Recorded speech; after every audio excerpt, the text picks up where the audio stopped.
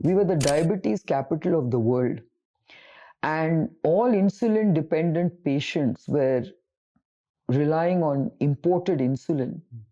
And that too, because insulin was so expensive, recombinant human insulin, that is, they were actually using animal insulins, porcine and bovine insulins extracted from the pancreases of cows and pigs. I just thought that's absolutely, unacceptable, because animal insulins are good. I mean, they work. But the fact is they are immunogenic because they are not human insulin. Yeah. And here was a biotechnology which was developing recombinant human insulin, and it was so expensive that we couldn't even afford it. So I just felt I had to do something about that. And interestingly, I had a yeast technology on which I was developing enzymes. And I said, why can't I use that to make insulin?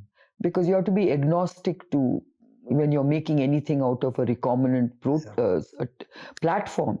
After all, you're developing a protein, and an enzyme is a protein, and so is a insulin, a peptide. So I said, okay, let me try it, and of course it worked. And because India had this huge opportunity to develop its own recombinant human insulin and finally break that kind of monopoly that the Western insulin companies had on India in terms of controlling high prices, I was able to disrupt the business, this whole model.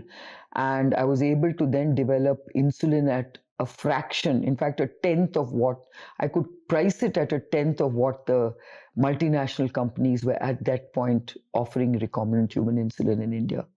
And the rest is, of course, history, because I was the disruptor in the world. Today, if you go to any developing country, the price of insulin is very affordable.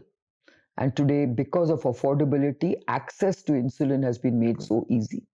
And today, nobody in India uses animal insulin. They all can use recombinant human insulin. And of course, based on that insulin platform, I developed insulin analogs, and now I market my insulins globally. I'm really proud that we're the 4th largest insulin company in the world. And of course, we have a presence in the most advanced markets like US and Europe, and Japan and Australia and the whole developed world.